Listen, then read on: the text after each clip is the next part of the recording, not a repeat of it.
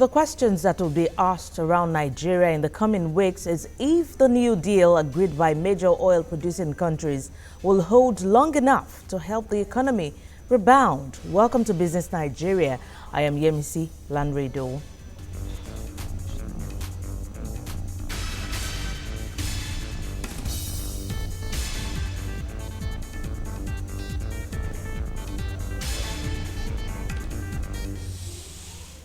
After months of meetings from Doha to Moscow, the most powerful in the global oil industry finally broke the impasse.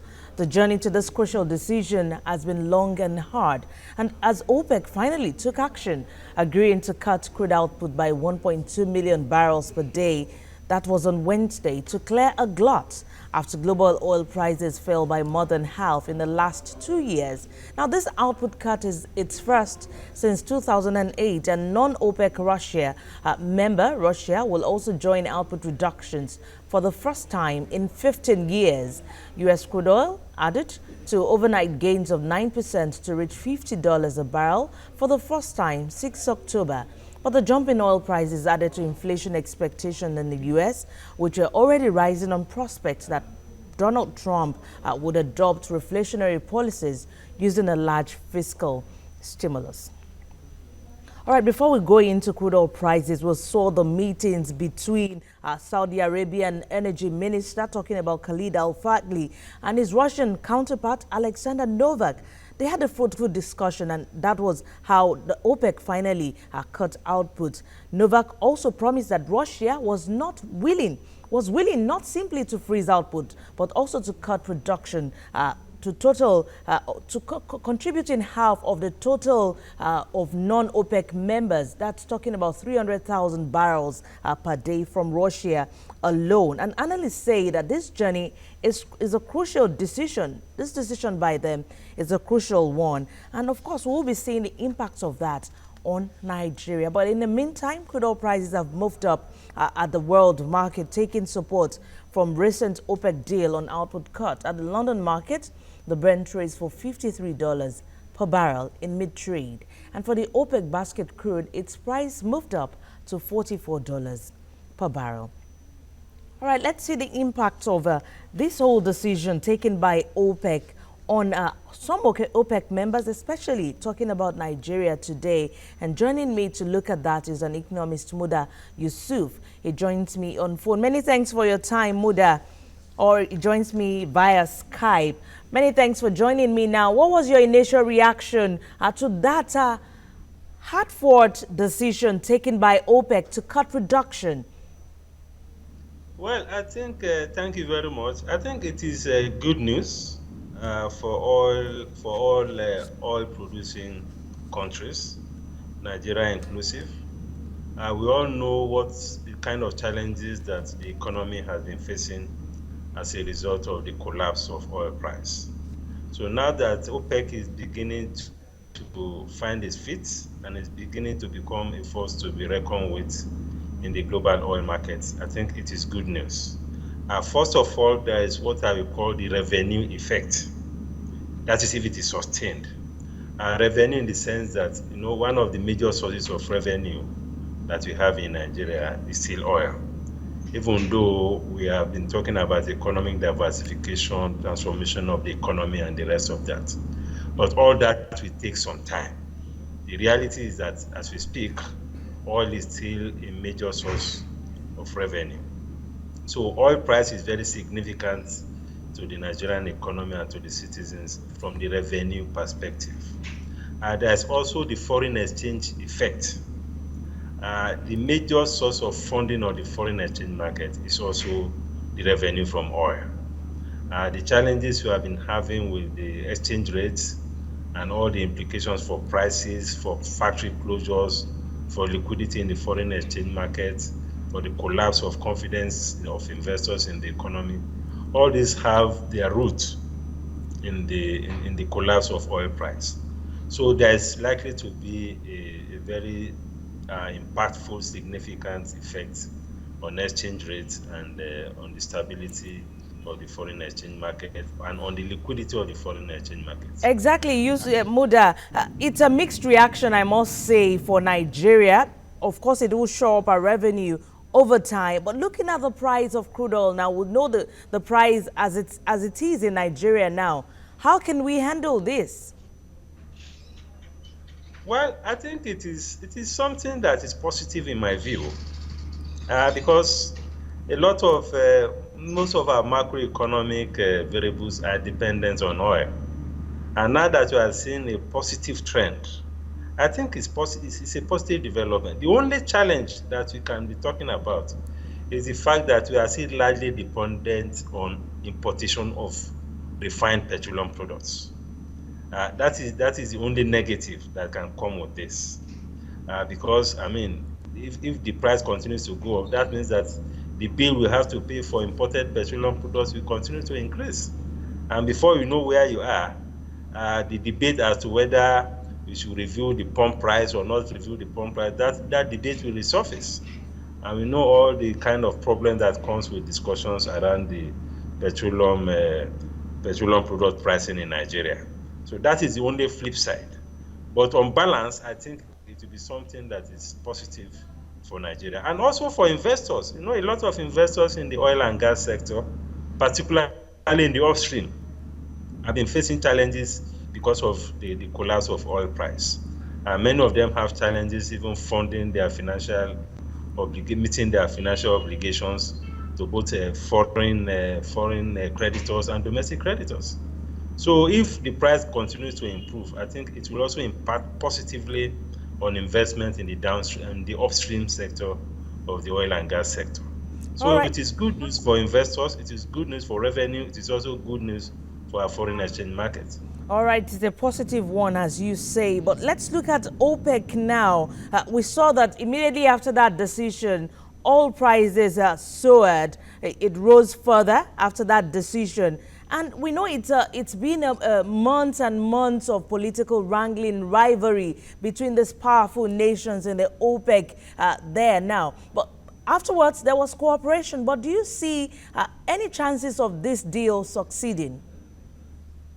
Well, I think for now it has succeeded. What we need to begin to worry about is the sustainability of the price. Because first, you know, the higher the oil price, the better the economics of the production of shale oil. You know, shale oil was, partially put out of market because of the collapse of the oil price. Because the economics of production of shale was not sustainable. Now that the prices are beginning to look up, that may further boost investments in shale oil, and that may create some supply side challenges. Then, of course, we have some non-OPEC countries. I think Russia is trying to align with this deal, which may help. But if you have the non-OPEC countries also falling out of this deal or not sufficiently, aligning with the aspirations of OPEC, that may also be a risk to the sustainability of the price. Exactly. You let the cat out of the bag, Muda. We know that Russia has actually agreed to that deal. For non-OPEC members, about 600,000 barrels were supposed to be cut, but only Russia has agreed to 300,000 barrels. Where do you see these other 300,000 barrels coming from? Well, I think if there is, I'm sure even the non-OPEC members will see some benefits in this, because if oil price is increasing, all the oil producing countries will benefit, whether they are within OPEC or outside OPEC. So I think there is still need for some further engagement with the non-OPEC countries to see that this is sustained and that it is something that will benefit all oil producing countries. And for countries that have also been exempted, I think we have to keep an eye on that. Iran, for instance, Nigeria, and some of them, I think those are issues that we also need to look at, because if they take advantage of being exempted and continue to pump beyond what the market, what can pose a threat to the market, that could be an issue. But for Nigeria, one of the major issues we have is also our output. Yes, these countries were actually exempted countries, as you have said, Nigeria, Iran, because of the economic situations in these countries. But how do you see OPEC managing that part, like you have said? No, you see, what is important is to ensure that the big players are on board. And that is what I think can provide sustainability. Saudi Arabia is a very big player within OPEC. If Saudi Arabia is on board, I think that will help the sustainability. Russia is also a big player outside of OPEC. If Russia is part of the deal, that will help the sustainability.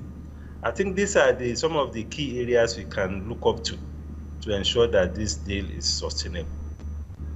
All right, when we come back from this break, we'll look at how Nigeria can actually manage this agreement, this latest agreement by OPEC. On the positive side, though, I've been talking to Muda Yusuf.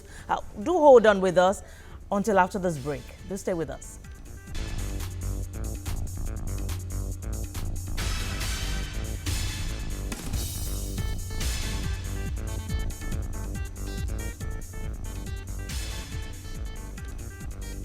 Well, it's 3 days after major oil-producing countries, OPEC members, agreed to cut oil output. Then, of course, we saw the effect of that at the London market. The Brent trades for $53 per barrel in mid-trade. Prices have been soaring. And for the OPEC basket crude, its price moved up to $44 a barrel. I've been speaking with an economist, Muda Yusuf. We've been talking about the effect of this, especially on Nigeria. Of course, Muda, before we went on that break, we're talking about the effect of this on Nigeria. We said it was going to shore up a reserve. And of course, the effect on investors. But how do you think the Nigerian government can sustain this positivity? You see, I think the biggest task at the moment is the challenge of peace in the Niger Delta. Because unless we're able to resolve that, it will be very difficult to take advantage of these new developments in the global oil market. Because as we speak, there has been a sharp drop in oil output, almost to the tune of almost 50%. And the attacks on oil installations have not stopped. This has been affecting output, it has been affecting exports. So I think what is important is for government at this time to review its strategy of engagement with the Niger Delta militants. Whatever we need to do to bring some sanity, peace into that area, I think we need to do so. All right, because government. The effect of militancy and attack is the effect is far-reaching. So something needs to be done urgently so that we can take advantage of the current price development in oil markets. All right, the government needs to review its strategy of engagement. Many thanks for your time, economist Muda Yusuf on Business Nigeria. We appreciate it. In other news now, Nigeria's communications minister has distanced his ministry from the now botched data tariff hike. The minister, Adebayo Shitu, says he isn't defending the act, but insists it was not a party to that decision.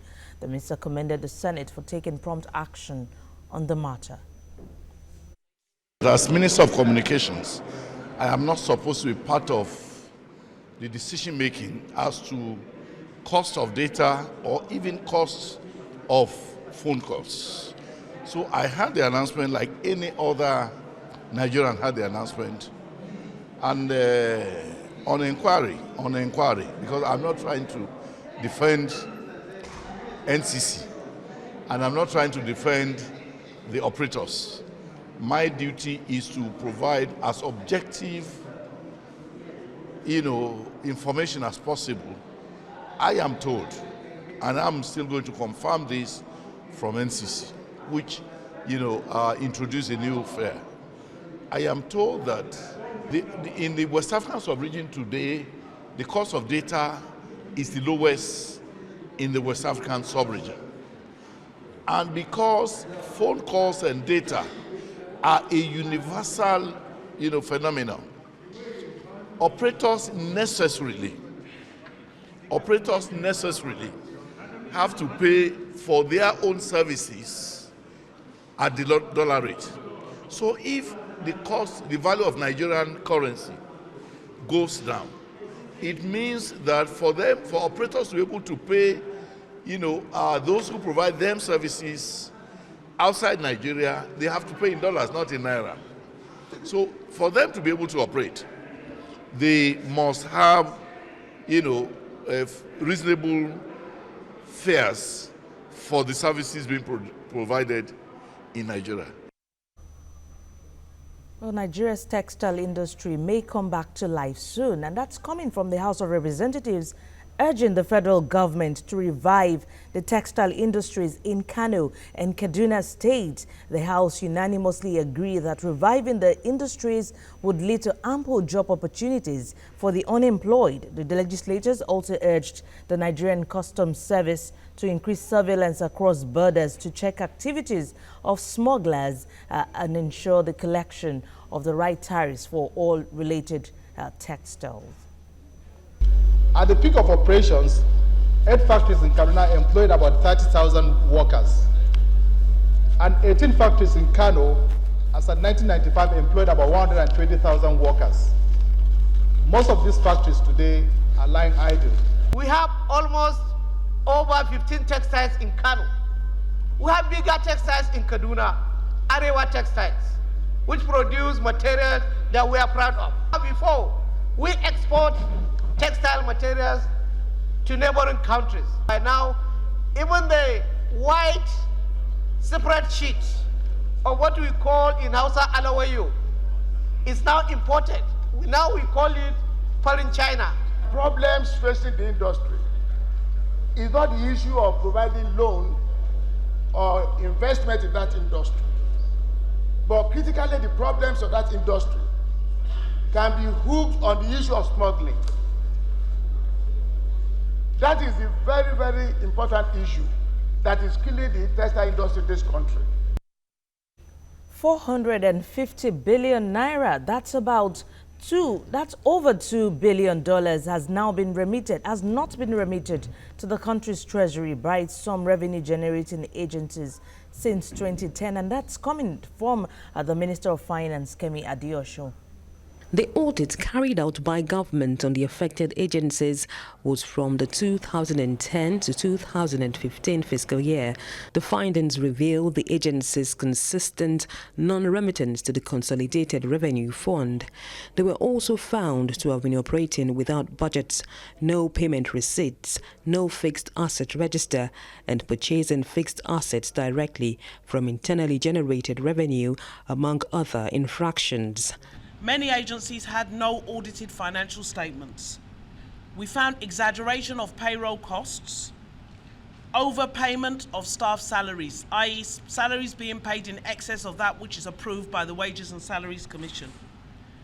We found monetization of medical allowances, unapproved monetization of medical allowances, including foreign medical for some board members. Payments were made without invoices. There were no payment receipts in certain cases. Cash advances were given to staff with no retirement. Loans and grants were given to parent ministries and other companies without prior approval. So far, we have identified 450 billion as outstanding and recoverable as operating surpluses from various government agencies. Although those agencies are supposed to generate an operating surplus, of which 80% is supposed to be paid into the Treasury, most of them had never remitted any surplus or generated any surplus. It was also discovered that 92 agencies created since the enactment of the Fiscal Responsibility Act do not comply with its provisions, and efforts are now being made to rectify that. The organizations have now been asked to pay back monies owed government. They are to map out a repayment plan. The authorities say their efforts are beginning to yield fruits, with the Nigerian Shippers Council already remitting 640 million naira. The financial authorities say some of the audit reports will be submitted to the Economic and Financial Crimes Commission and concerned officers made to face the full wrath of the law. They say audits of more revenue-generating institutions are ongoing and the reports will be publicized as they are released. Lara Folayon, TVC News, Abuja. Well, ship owners in Nigeria want a review of some shipping policies and programs that will drive the growth in the maritime industry. Well, they are particular about the ship protection levy, which they want stopped. Ship owners in Nigeria have for long felt cheated out of the indigenous shipping business. They worry that foreign ships have taken over their jobs in the carriage of crude oil and other wet cargoes within the nation's waters. It is against this backdrop that players in global shipping and the nation's maritime operations converge to seek an effective way for ship owners to fully explore the Nigerian content. The vessels used are largely foreign owned. Of course, with the establishment of a national fleet, this would then provide an opportunity for Nigerians to actively participate in this business, and also provide an opportunity to deliver the crude oil on a safe basis to buyers. And this will ensure that we retain a significant part of the value that we currently lose by allowing foreign ship owners to play and dominate that part of our economy. The board deployed the Marine Vessel Categorization Program as the key tools of the strategy, using indices like ownership, site of construction, among others. The implementation ensured that all vessels owned by Nigerians and built in Nigeria get priority opportunity for engagement by industry.